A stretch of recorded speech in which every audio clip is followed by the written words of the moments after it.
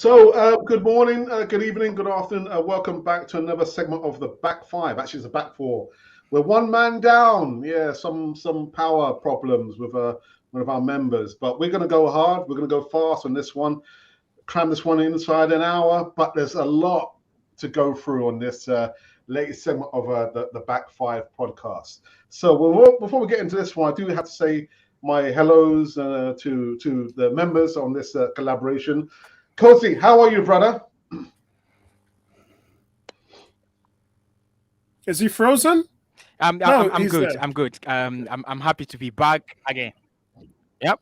Nice one. Nice one. Nice, short, and sweet. Yeah. Yes. I'm happy. I'm happy to be back. I'm happy to be back when I'm happy to be back when we've won because I didn't want us to do this when I really hate doing this when we don't win. But a healthy victory, 4-0, clean sheets. Yeah. Away record. Yeah, intact. Nice one. Nice one. Nice one. Well said.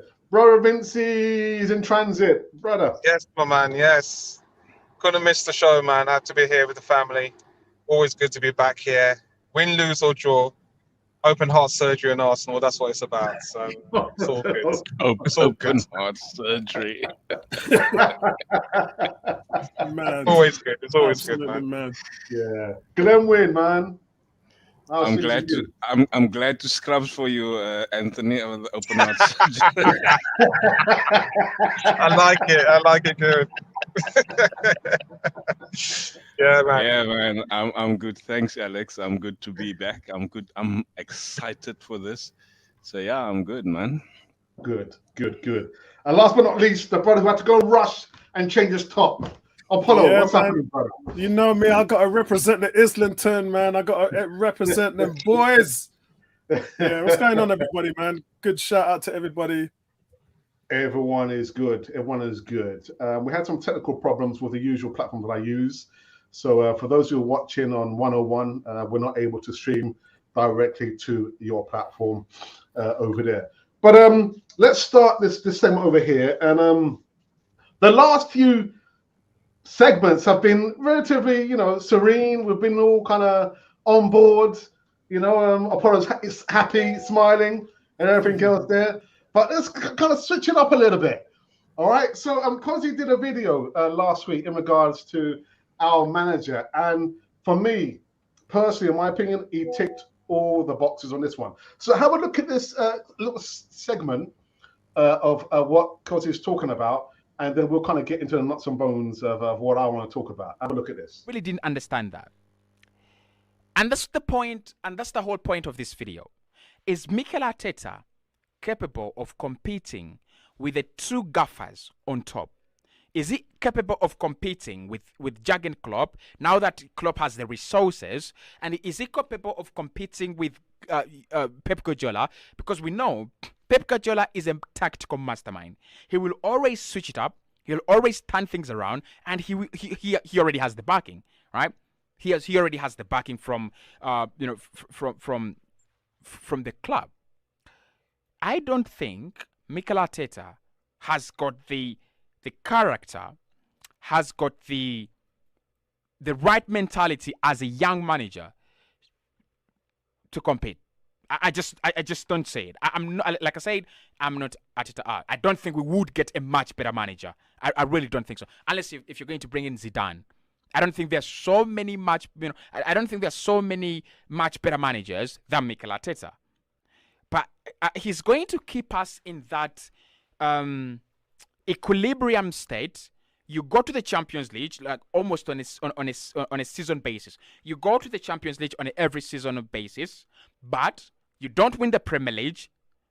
You don't win the Champions League, but you could win the FA Cup and you could win the Carabao Cup. That is what Arsene Wenger did. He won almost 7 or 8 FA Cups. That's what Arsene Wenger was doing. So in Mikel Arteta, what we want and what Arsenal had thought they had achieved is a young manager you build around in order for him to go ahead and win. Right? You go and win the Premier League, you go and win the Champions League. I don't think that's Mikel Arteta. I don't think, because for a manager to do that, you've got to drop all your arrogance. You've got to drop all your, personal barriers, attitudes, feelings. You've got to detach. I don't think he is detached. I think he's so much attached as a manager. Spending 75 million on Kai Havertz and spending 30 million on David Raya, that is 100 million. That gets you a top striker, and that puts us in a very different situation. I don't think it's a wrong decision to go for those two players. I just think David Raya, good player. I don't think we really desperately needed a goalkeeper for that amount, especially if he's coming in on loan. And then I don't think Arsenal really needed an expensive Kai Havertz. I don't think so. I really just don't think so. So for me, Mikel is going to become a sweet David Moyes. So what David Moyes ended up becoming at Everton was a manager that could challenge for the top 4, couldn't win the top 4, but could challenge for the top 4 always. He was always there, right? He was always fighting, was always, trying to push. I think it's going to become a high-class David Moyes. A high-class David Moyes in the sense that he always qualifies for the top 4, but he doesn't win it.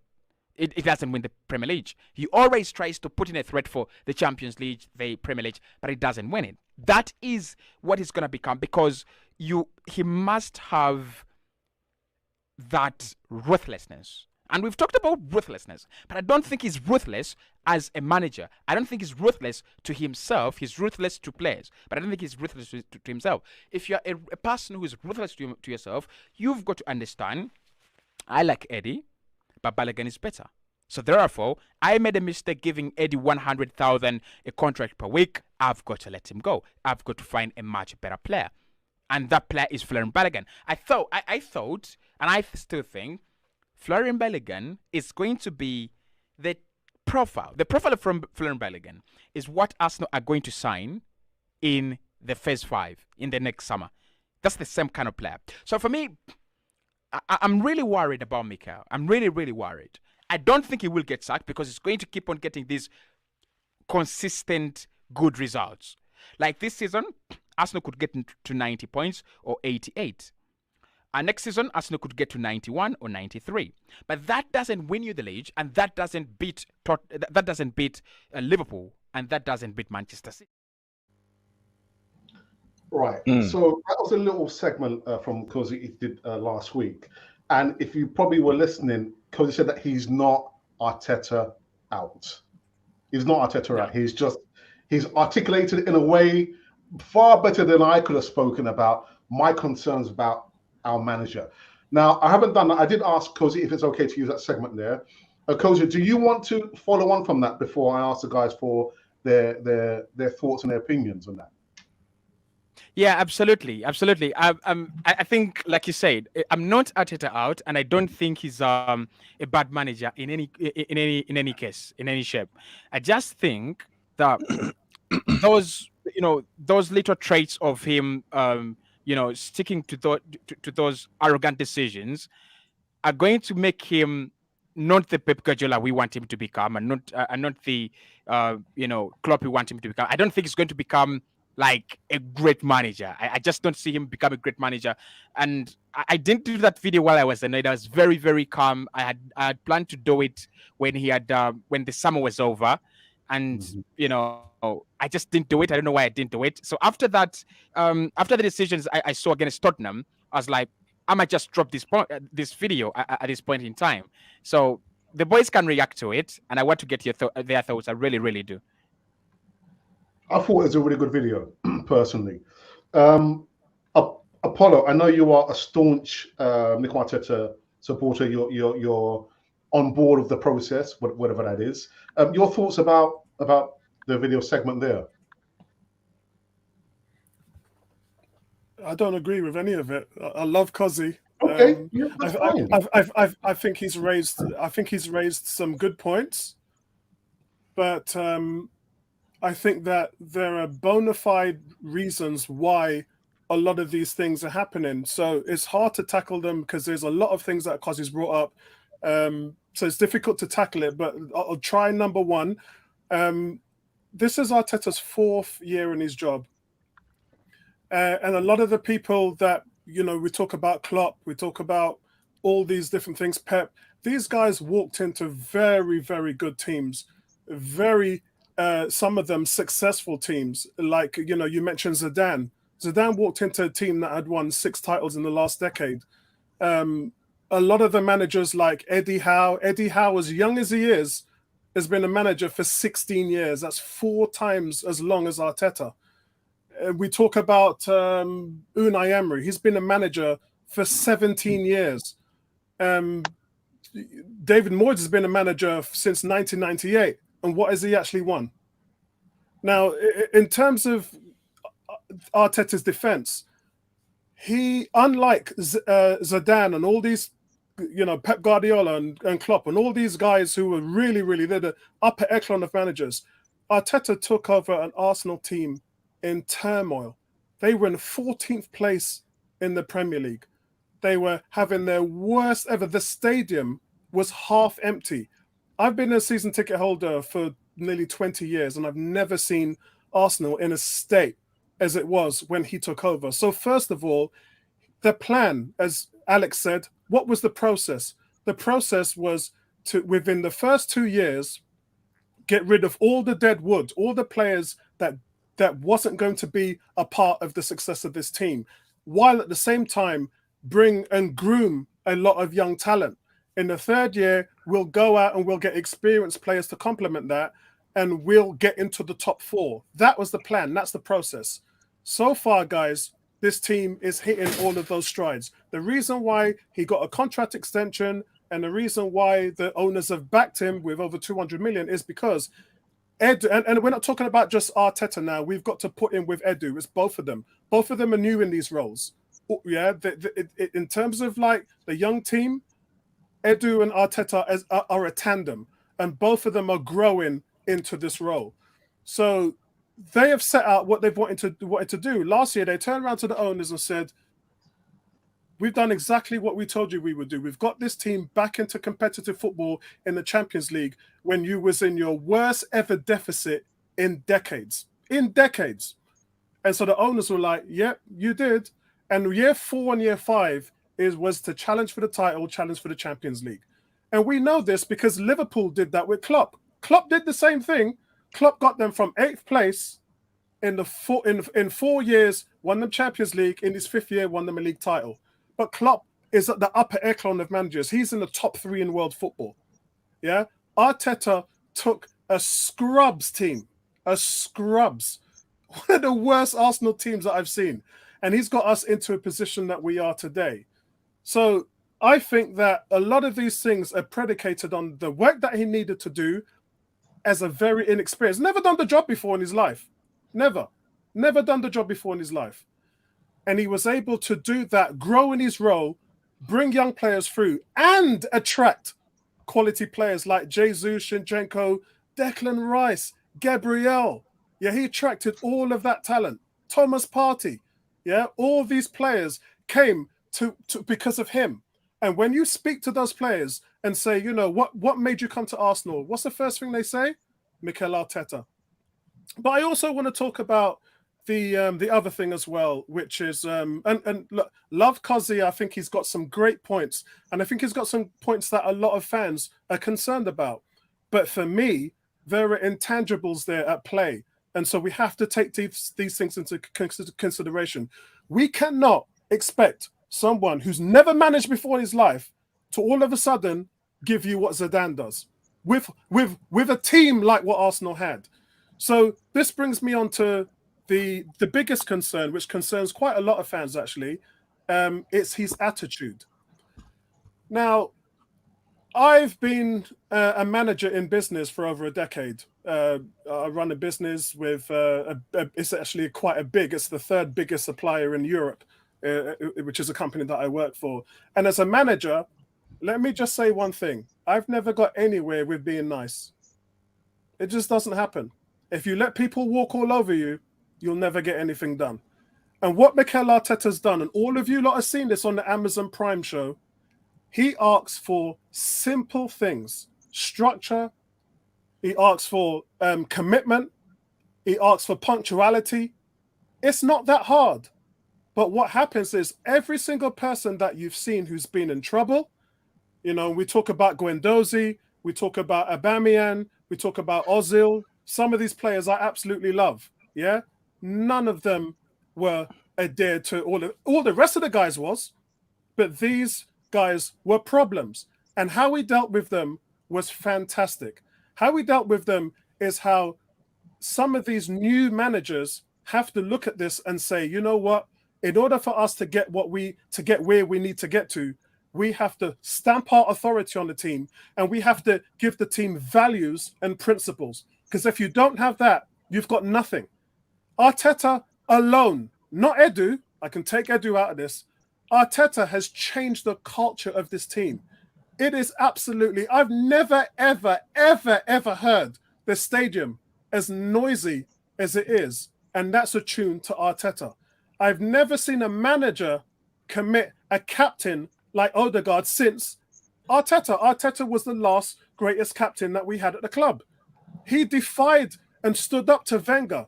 And when Wenger had no tactics and would go into places like Anfield and the Etihad, all guns blazing with no defense, it was Arteta that stopped that.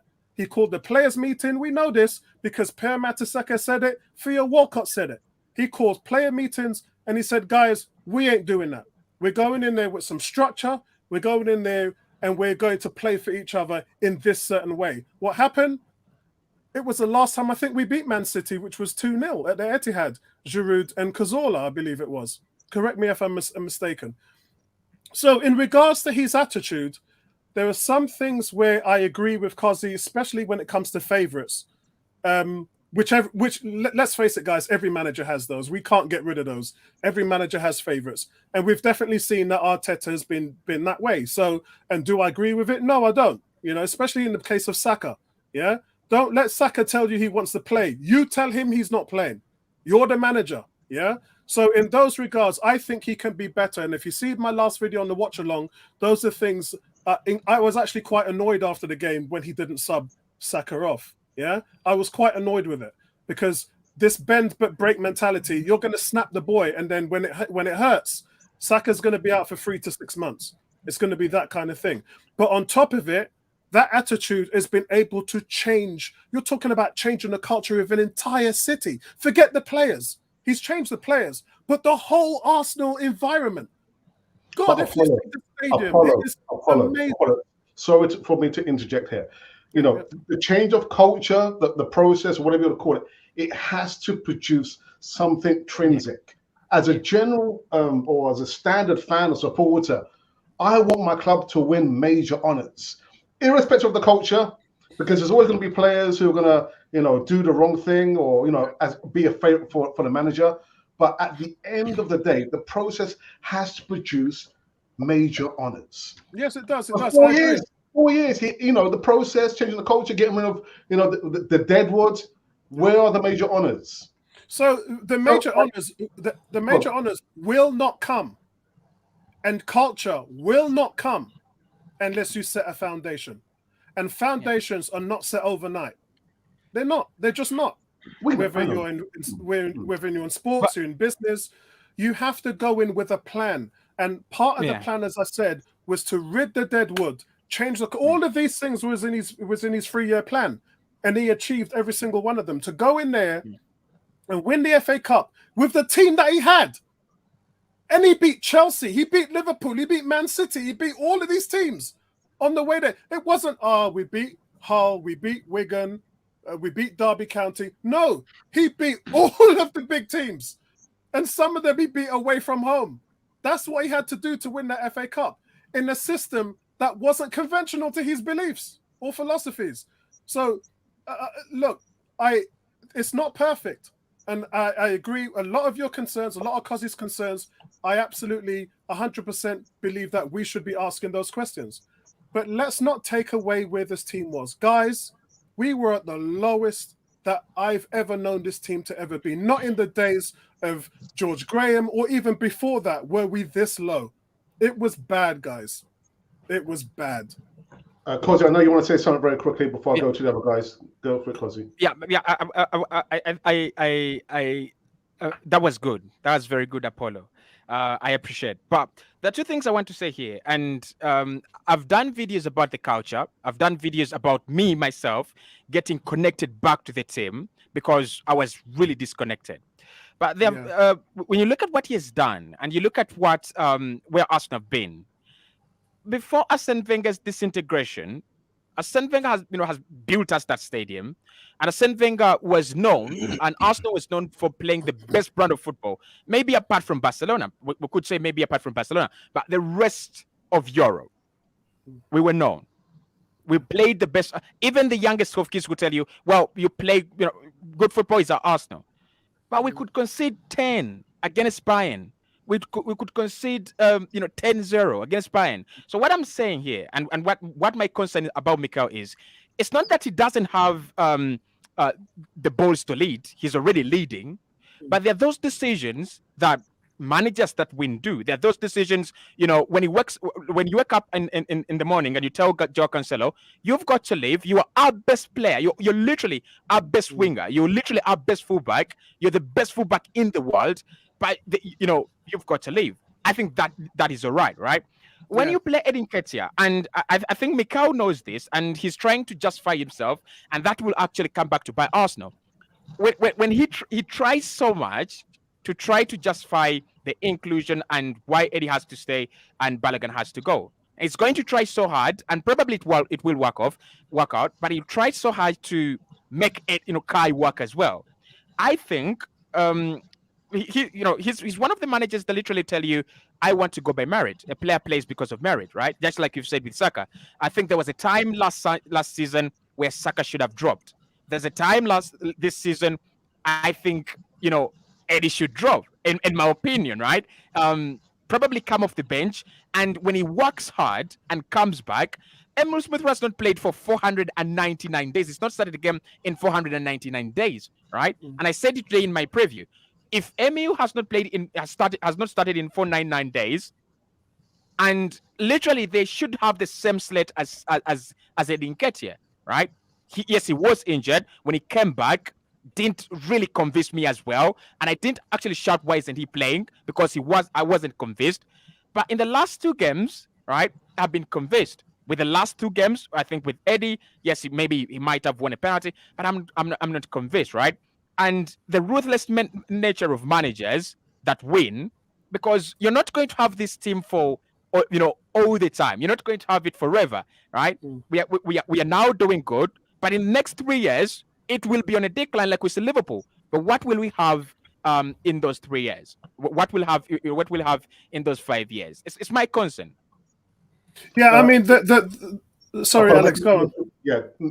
No, go make it very short because I need to go to Vinci and Glenwyn. Yeah, so it's very difficult because we all want to win, but the intangible with that is we're dealing with a team like Man City who, they have 115 crimes behind them to get their team into where they are, and everybody's in the same plot. It's almost like we're all playing for second place, and it's frustrating because then we start to lash out on all these frustrations that we have, but unfortunately, we are at the mercy of them. In the case of Eddie Nketiah and Smith Rowe, unfortunately, and I'm not allowed to disclose some of this information anyway, but unfortunately, there's a side to Arsenal Football Club that the fans never get to see. And things like sports psychology is one of them.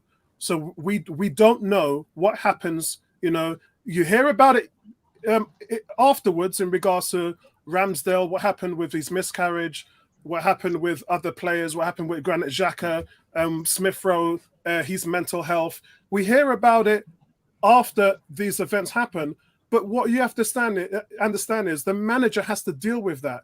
That's part of his daily process. So when you see things like Smith Rowe not playing and all of that stuff, and Eddie Nketiah who is playing, a lot of that is predicated on the mental side of the game and what the manager sees in practice day by day. Now, Nketiah, especially in the last game, he didn't score. But if you look at the reviews that he's got, he had a really good game. He scored 2 goals this season, won 2 penalties for Arsenal. So he's been very productive on the press. He's been one of the best on the team. His link play, it wasn't very good against Spurs. I agree with that, but it was fantastic against Bournemouth. But he just doesn't get enough accolades. And you know, I've put the Balogun thing to bed. Balogun is in no way, shape, or form better than Eddie. He doesn't press like Eddie. He doesn't link play like Eddie. This was shown when he had his first year in France. He just isn't that kind of player. And he's growing as well. And I agree that Balogun may turn out to be a better talent than Eddie. He may well do. We don't know. It's early days. But for what Arsenal wanted and for the collateral in terms of what Balogun was worth, they had to cash in. I would have done the same thing. So yeah, I think that's where I'm going to leave that. But yeah, I share a lot of your concerns, Cozzy. I really do. Glenwyn. Follow that, Glenwyn. Yeah, that's a high standard. That's a very, very high bar set. All I want to see is I agree with both of y'all, and there's that word, Alex. That word is y'all. Because he made some very valid points, and what I want to see from a stubborn and arrogance point of view is that in the game, I know there's so many aspects that you can consider within the game, but there's so many aspects that we as fans see, and I've played the game, maybe not on the level that the club is playing, but I've played the game, and I myself have made mention to our coach and said, listen, why can't we do this and this and that? And I'm sure Mikel Arteta, Apollo mentioned it with Wenger, where he had called player meetings and do this and do that, and that's captain. And I'm sure the same for our captain. He does things what Arteta wants, but for a technical player that he is, I'm sure he burns to maybe change things in the type of play. And I think if Arteta allows those type of things to happen, the team will be free because the structure in itself is there, the process is there, so everything needs to come into play. Whereas we now need to, we struggled against Spurs. We now need to take the game by the scruff of the neck and change it within us as players. The manager has a profile of what you want to see, but with the technical ability of the players, they understand what he wants, has to change it, but his arrogance and his stubbornness doesn't allow that. And therefore you can't see Martinelli free-flowing when he's free. When he does everything he does when he's free, he's a brilliant player. But with the limitations that has been put on him, you see sometimes he struggled a bit, and here and there, and he's still a brilliant player in those limitations. But he will be a phenomenal player when he's free to do whatever. If the manager says, Martinelli, today you just do what you think you should do within this parameter. You understand? Still limitations, but he's free. So there's so many things that we gotta consider from his point of view. And I myself is in a managerial position for a huge retail company in South Africa, and if I don't tweak things according to where the strongest points of my staff are, I will fail, because now I'm struggling to make budget, for argument's sake. So I need to achieve those budgets. I need to achieve those objectives. But if I don't listen to what my staff is saying, if I don't hear the heartbeat of the collective, then yes, I still am the manager. I still have to make the decisions, but I have to make a decision based on where we are going. So I need to be adaptable or teachable. I need to understand what my assistant is saying to me, and I need to understand what is my captain is saying to me. So with all that aspects, there is so much to grow into and there's so much to achieve, but you need to relax a bit on your own things that you've put in place. And I agree with you, Apollo. All those things is good and well. He's changed a lot of the dynamics in the club and in the family of Arsenal. He's changed quite a bit. But now it's time to release a bit of that stubbornness.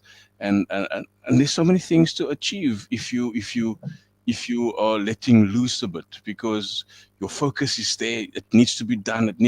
Because how many times do you think he listens to what his second in charge is saying? I don't know, because you don't see, you don't hear what they're saying. You don't see the after they've spoken, there's some changes coming. It's very seldom that you see those things.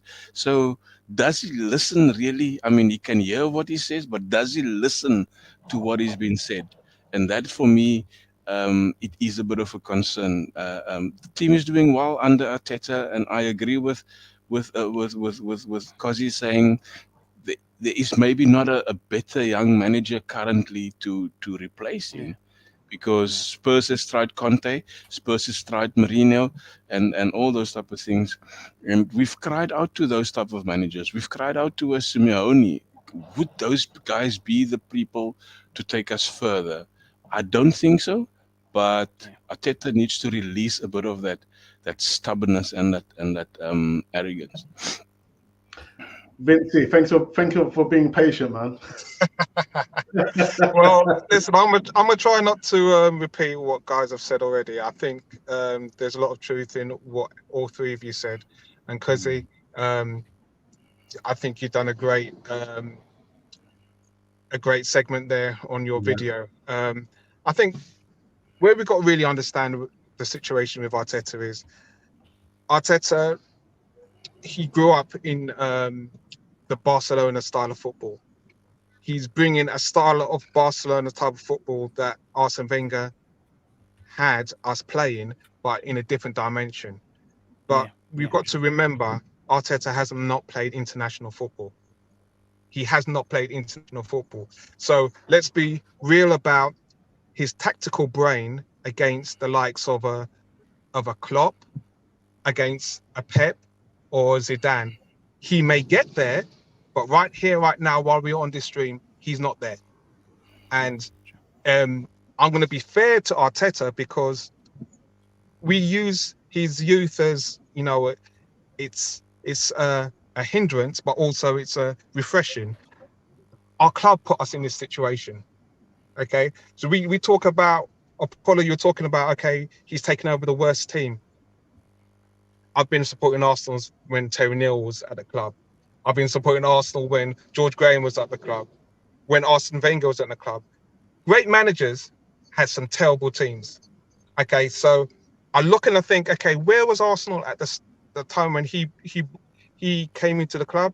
Well, I put that on the club's shoulders. The club has decided to go in this direction. So if you stop and you think 4 years down the line, I can understand the frustration based on where the club was with a historic manager in Arsene Wenger. I don't think any of us would be in this situation if Pep Guardiola came to Arsenal instead of Manchester City. But let's be real. Arsenal had to, George Graham had to overcome a rampant Liverpool, winning European Cups. He did it. Arsene Wenger had to overhaul Manchester United. He did it. We're now in a phase where the rampant club is Manchester City. So last season we had a taste, and all of our mouths now are salivating on the next level as to say, you know what, can we actually get over the line? Because he's done that with young players, which I've been screaming for. But the problem we have is that Arteta's tactics, does that yield to get the best out of the young squad moving forward based on the style of football he wants to play? And, you know, I think this season's going to be, if anything, I'm more surprised at where we are right now this season in comparison to the players he's brought in, because I'm still waiting for a midfield of Partey and Rice playing in that. I don't want the Partey going into the right back. I don't want to be seeing that. I want to be seeing Rice and Partey in the midfield and seeing how that dynamic, that formation works against a Man City with Rodri or not, or with De Bruyne.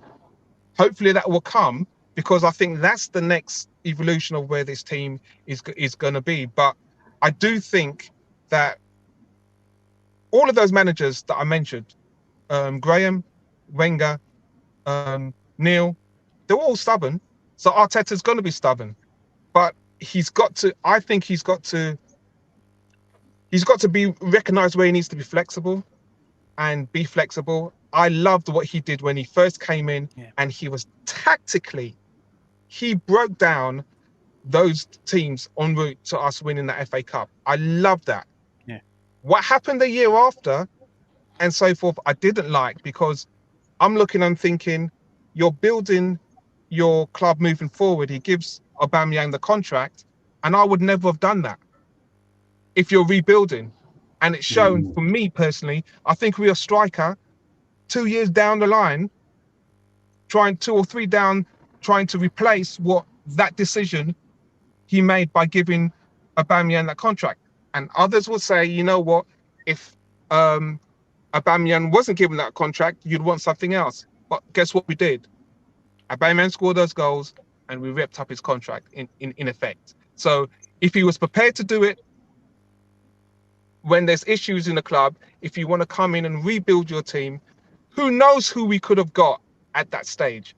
But to his credit right now, he's got a hard task, because our club have put us in this situation. Our club doesn't allow us to have a good enough youth system where players like a Balogun can flourish and know that actually they've got a future. These guys are coming up, and you know what? They want games now. Yeah. And Arteta can't do it. Arsenal Football Club will put us in that situation. I don't think Arteta has. But saying that, it's a case of how he rebuilds, how he recruits, how he changes the tactics to allow those players, those fringe players, to get game time and take tournaments serious, like the League Cup. Not just put all our eggs into the Premiership and the Champions League. The League Cup is very important for those fringe players for the future of Arsenal Football Club. Well said. I thought the video, because you did there, for me, was hit all the points. I know I probably would disagree, and I didn't want to literally, just shine a light on you, Cozzy, but Cozzy is not Arteta out. For those of you watching now, he's not Arteta out. It's his own opinion, well measured. I thought, well thought out. I thought, oh my goodness, I've got to talk about this. We've got to go on to our second segment. The first segment, Apollo, we won. We won, brother. Whoa. Yeah, we won, but there's still a few concerns there for me. There's still a few concerns. Man. Yeah. Yeah, there's still. Do you want me to go first on this one, Alex? Yeah, go for it, man. Yeah. So the first thing, let's get some good news and bad news. First thing is, why didn't we take off Saka after 60 minutes? I mean, we were 3-0 up. Thank you. Everybody was screaming for him to come off. We've got nothing to prove.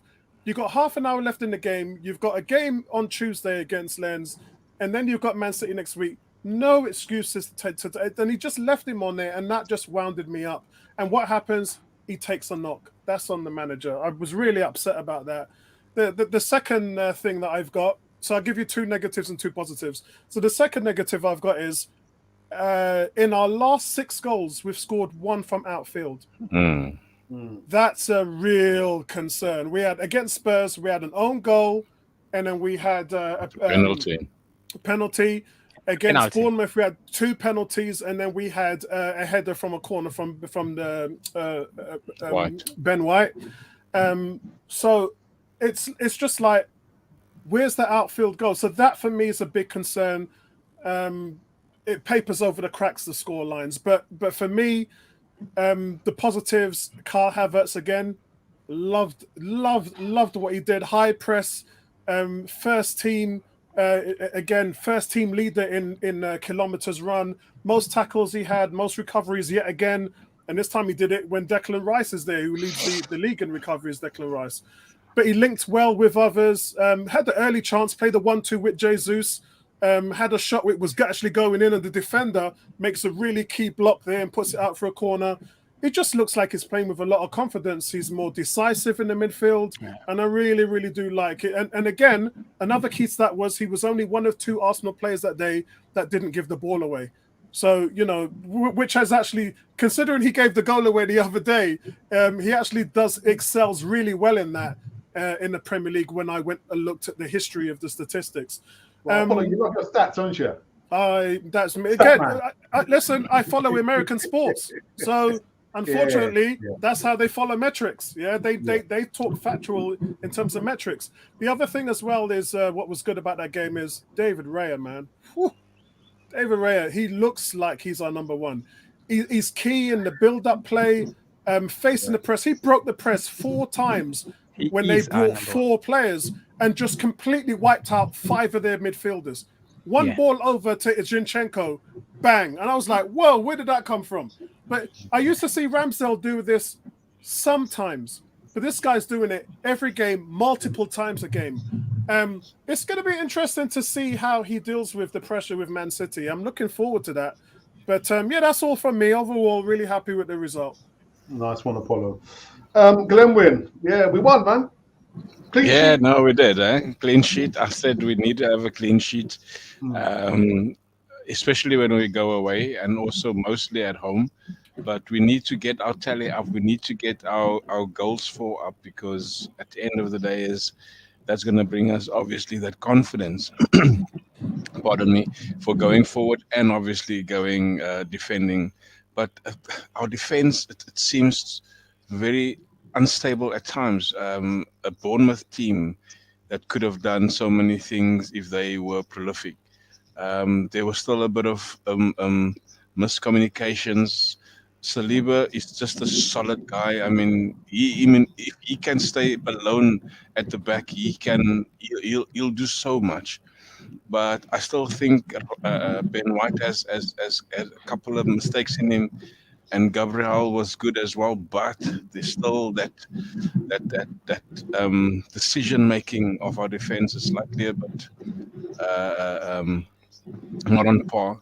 So there's a lot of things that we can still do in defense, and I think we should concentrate on those things, and especially when it comes to a City team. City lost against a beautiful Wolves, but they're gonna come out and they don't want to lose again, because not one, it's Arsenal, and 2, they don't want to lose points on the board, because now they've seen that they are very vulnerable in those things. So Arsenal has looked good in going forward, but coming back, there's still a couple of things that need to work on, and hopefully, having seen Partey in training for that game, we can maybe have him in the middle, like Vinci said, in the middle with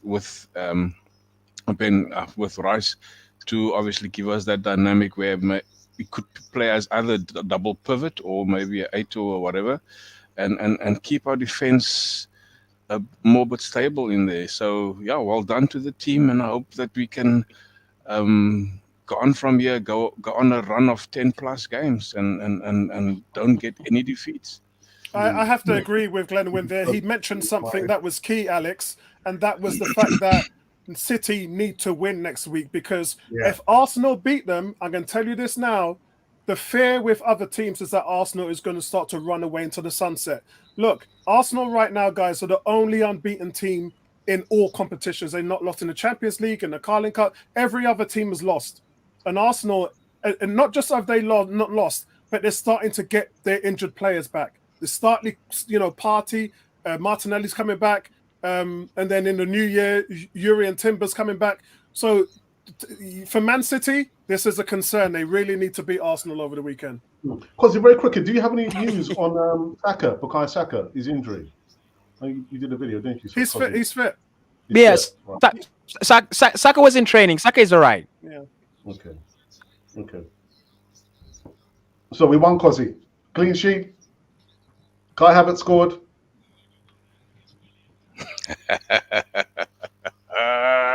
And he's frozen. Cozzy, speak to me, man.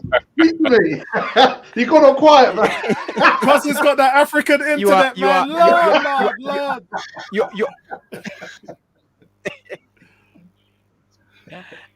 You're becoming Ian Wright, though. You're becoming Ian Wright, and I love that. You're becoming Ian Wright. Talk to me. Kai Havertz scored at least. Yeah, but yeah, guys, we won. Yeah, we won. We needed to bounce back, and I said in my preview that Arsenal don't win this game. Bournemouth don't win a game the whole season. I've not yet won a game the whole season, and it's not about them being poor. It's just about them not finding that right rhythm under Andoni Iraola. It could have been embarrassing if Arsenal didn't win that game. I love the numbers, 4 goals, Kai involved. However, there is a point, guys, I want to talk about, because you've talked about much of it.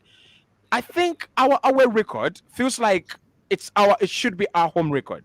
I don't know whether you guys are concerned about this, but Mikel talked about it slightly in his press conference, and I was like, okay, you're noticing it. He, said we need to convert what we are doing away from home to the Emirates Stadium to become our home record, because surprisingly, Sporting came to the Emirates and they dumped us out of the Europa League. Brighton humiliated us at the Emirates after us going away at the sea and winning and scoring was it 4 or 5? Then Southampton, the worst team in the Premier League last campaign, got a point at the Emirates Stadium. Brentford, of course, they were not that bad, but they got a point. And Newcastle, we beat them away.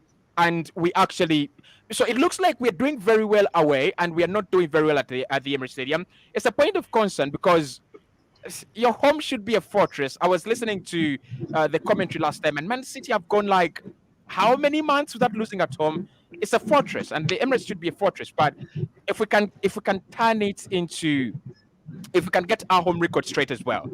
Otherwise, it's embarrassing to go, well, Arsenal didn't win the league because of their home record, because of what they're doing at home. Fulham should not come to the Emirates Stadium and pick up a point, or even 3. They should not. They should not score 2. And most importantly, Fulham should not pick up a point and then concede 5 against Man City the next weekend. That shows the difference, right? So, good game.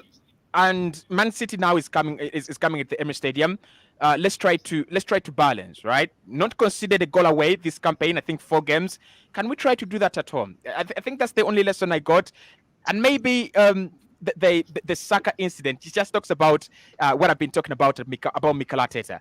Like he will keep him on, right? And he will keep on a player who's not doing well. He will take off. Last season we saw it. He took off Odegaard so many times, and Odegaard was the guy doing well.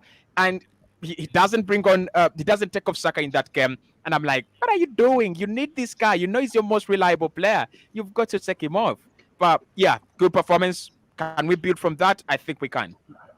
Brilliant. Vinci. Well, listen, anytime we score 4 goals, I'm happy. Even if it's 2 goals being a penalty, the main fact is, there was times in the game where, some of the passes, I was looking and thinking, look at that chance that Smith Rowe put wide. Beautiful play. And it's the case, you know what I mean? It's two opportunities. And this is, I'll go back to what I've said in previous games. It's, you make quality chances, you've got to put them away. Now, we scored 4, and we kind of not over the moon with how we played, but we scored 4. Next week, we're playing a team where, you know what, they're going to limit our chances, and we got to take our chances. At home, where we previously said we're not as clinical as we are away from home. But one thing I would say is, based on that 4-0 win, it shows a lot of testament to our character of the players, where we are playing better away from home, which we can actually win the league by playing better away from home if we just shore up at our home matches against those like a City or against Liverpool. So looking forward to it. But yeah, I'm happy with the 4-0. Vinci, very quickly. So Kai Havertz was given the penalty to score. How are we feeling about him? I actually called it before the game. I said, you know what? His first goal, it could be great, even if it's a penalty, or it could be a wonder goal. I think it's great that the Odegaard or Saka allowed him to take it, or the team got together and said, you know what, they're giving it to him. Odegaard. Because it's all about confidence. Yeah. And he has been playing. He's, in Europe, his touches and his movement, even in the Carabao Cup, you can see there is a player there in front of goal, he just hasn't had fortune. He's made some bad decisions, and he's had some poor passing from some of our players to not give him better scoring opportunities. So scoring a penalty and the way he scored that penalty is going to give him a good confidence. You know what? He can go and score 2 against Man City, and we'll be coming on the stream and say, listen, Arteta, a great signing. But he's got that ability. I've always said, if it's 10 to 15 goals, if he's had chances, he can score goals. So we're very happy he got off the. He got his first goal. He was very nervous as you could see him standing there. He was very nervous. Yeah. It's huge. You can see the pressure that. I mean, fans don't lie. You know, we all have different opinions of the team, and our frustration is he's an attacking player. He costs a lot of money. He's missed chances. He's not scoring. So for him to score a goal by any means necessary, I'll take it. Yeah. All right, let me go into a live chat for the first time on this latest Back Five podcast. We've got Emerson. This is a good evening, guys. Good evening, Emerson. I hope you're well. And we've got the legend, Glenn, who didn't make it. Unfortunately, some problems, technical problems. Says, hello, legends. And Iconoclast 1 says, evening, gentlemen, and the chat room. We've got Gary, DWTT, says, hello, Back Five podcast, panel, and chat room. Come, you gunners. See if there's any questions here. A promise is a comfort to a fool. Oh, my goodness. The fans have been made promising trophies ever since they moved to the Emirates, and they're still waiting, Apollo. He's not saying anything. Apollo's going to unmute purposely. He put himself on mute. But there's FA Cups there. Yeah, well. Charity Shield, man. It's a trophy, guys. Yeah. Charity Shield, the trophy, fam. Look in the FA's honours list, guys. It's all there. How much have Arsenal spent since they got to the Emirates? Now work out how many trophies have been won since they moved. Guys, there are 19 other teams in the league trying to win trophies. We unfortunately, as much as I would love Santa to give them to us every year, they don't come that easily, man. There's a lot that goes into winning a trophy, guys. Apollo, let's be real. You can't put Tottenham in that 19 to. I agree. So there's 18 other teams, guys. There's 18 other teams.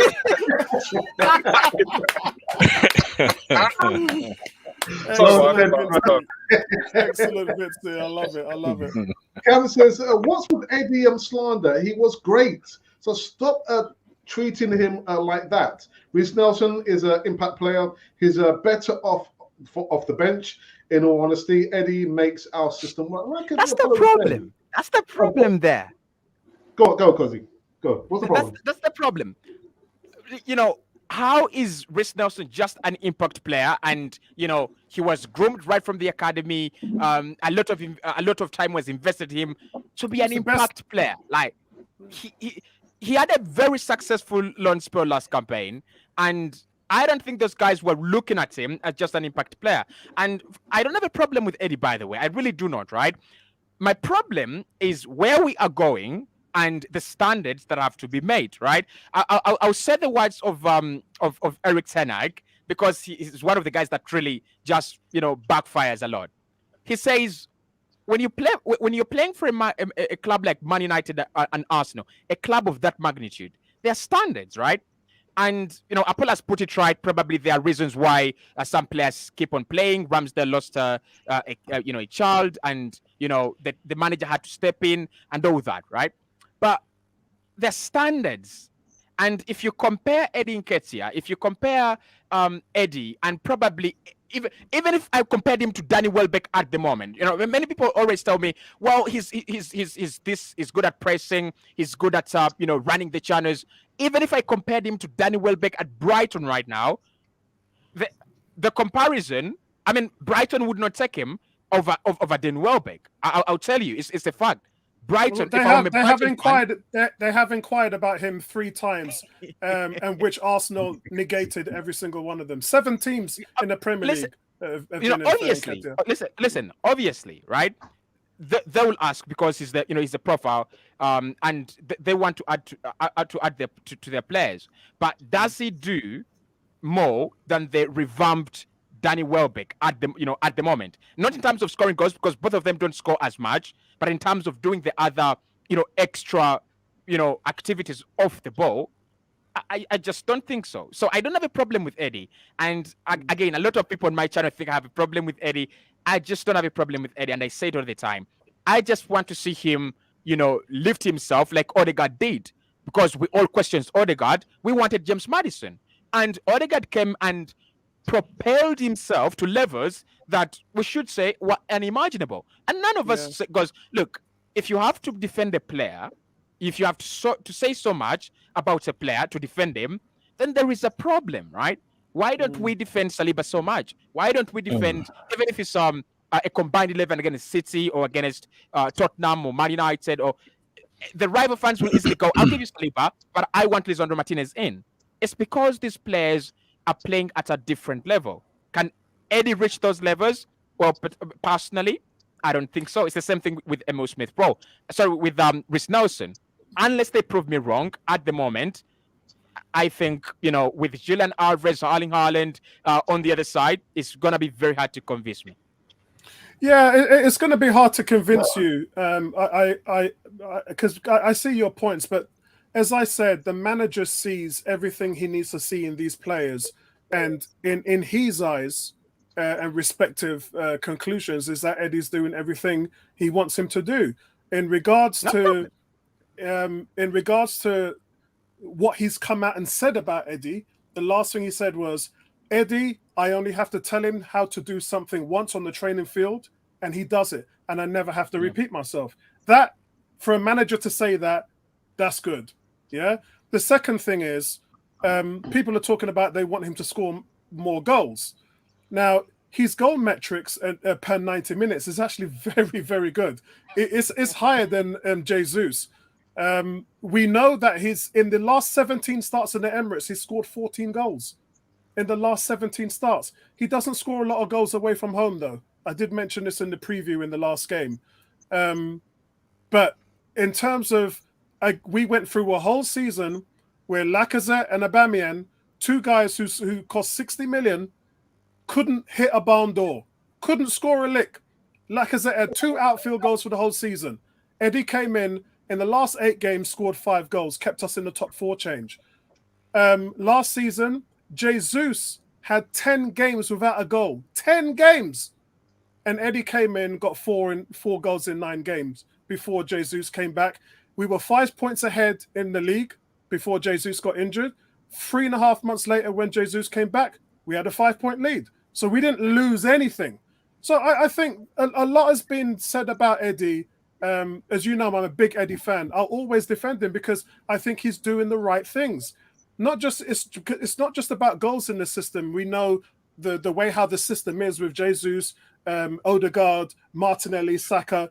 We have a system that doesn't depend on the big man, do we? We have a system like Liverpool's where the goals are coming from everywhere. So I would like Eddie to score more goals. Of course I would, because that's his forte. But then to see his link play, his work rate, his defensive pressure and everything, that's what the manager wants to do. That's the minimum expectations for a manager.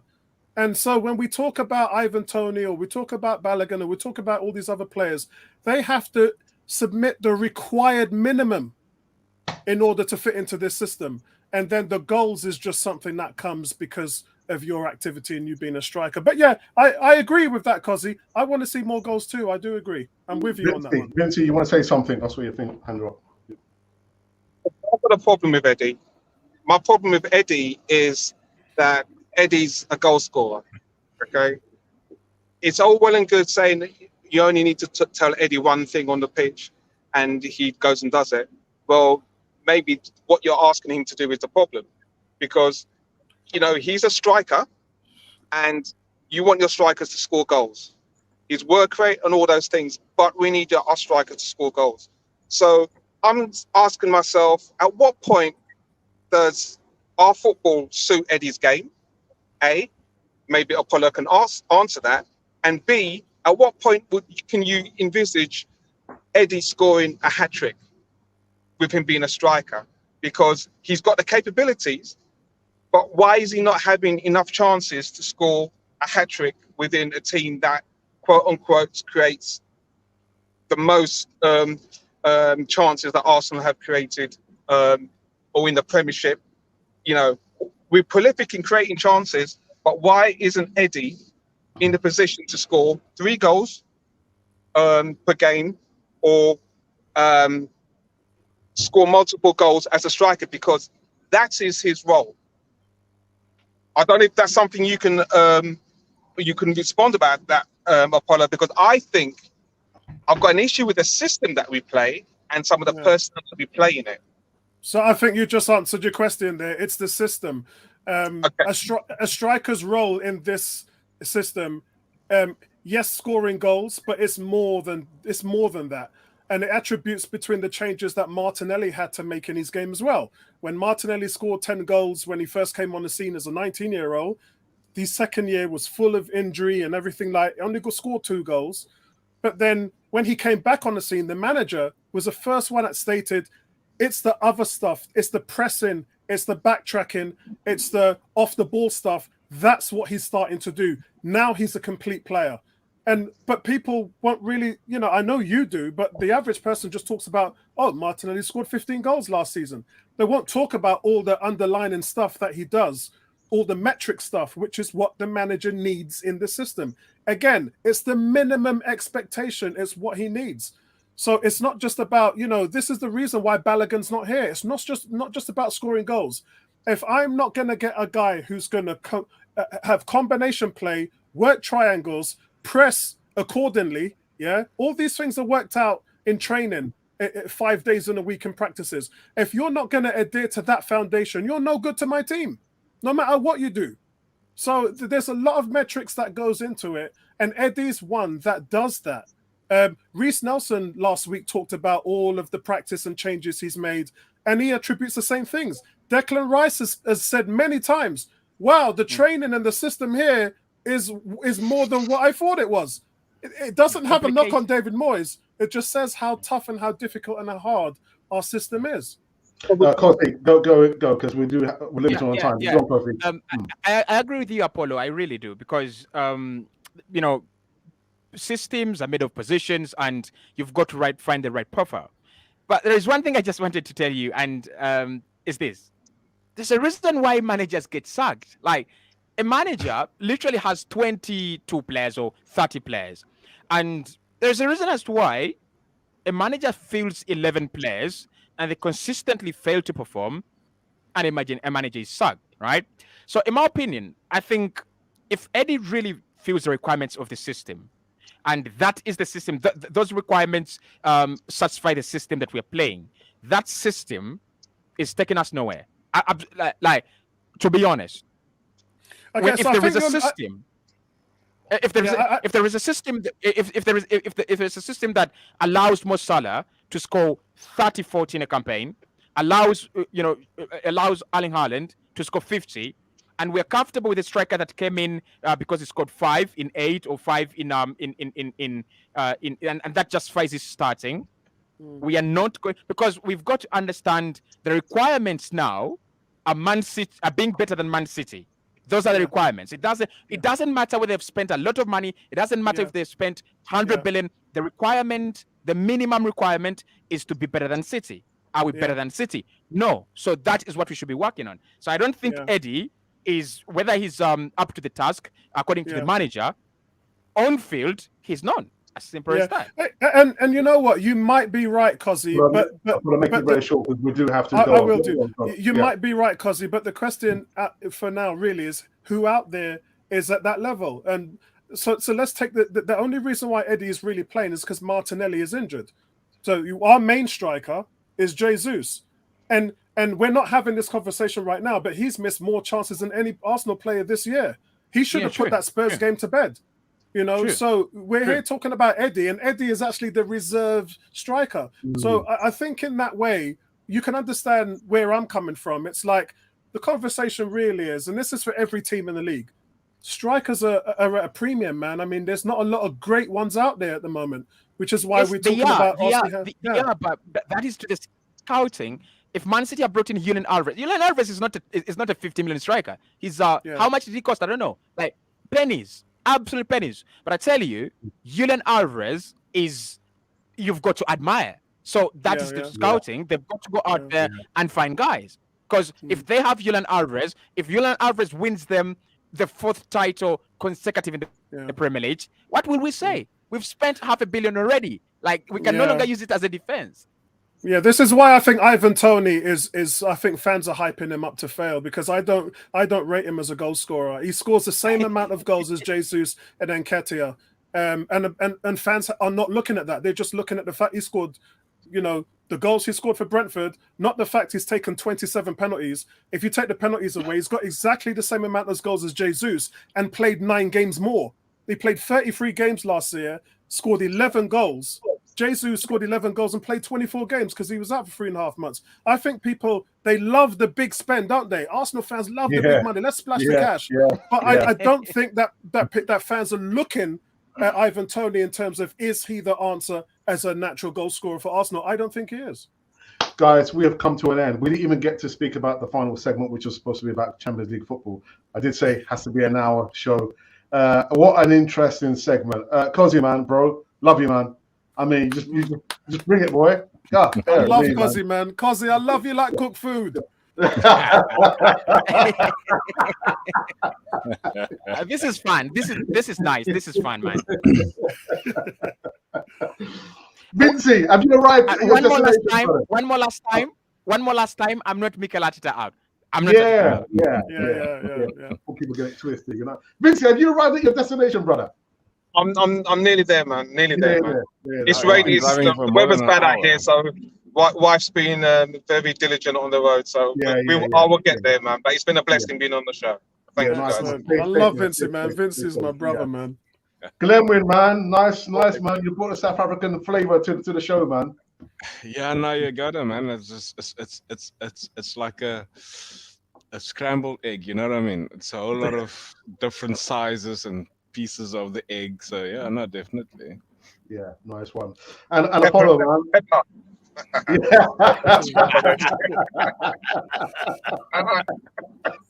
Mad. Apollo, my brother, man. You know we've only met once, isn't it, Apollo? I know.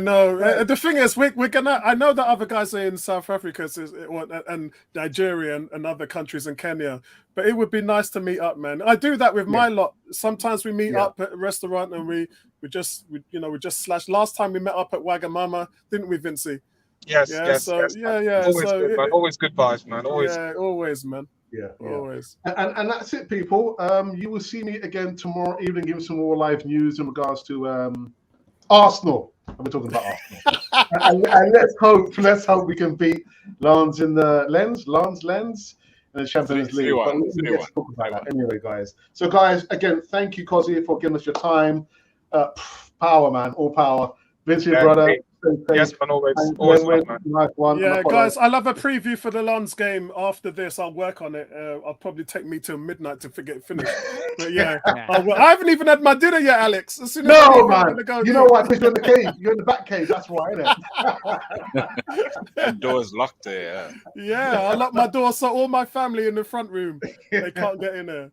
All right, people. So that's it. Again, I will see you tomorrow evening. Give me some more live news. But this has been a fiery back four. There was no Glenn. Guys, thank you very much. Until then, see you tomorrow. And this has been the Back Five podcast on Canon 4 TV with 101, Guna Matters, Cozy, Brother Vincey. Until then, take care, guys. See you later. Nice one, guys.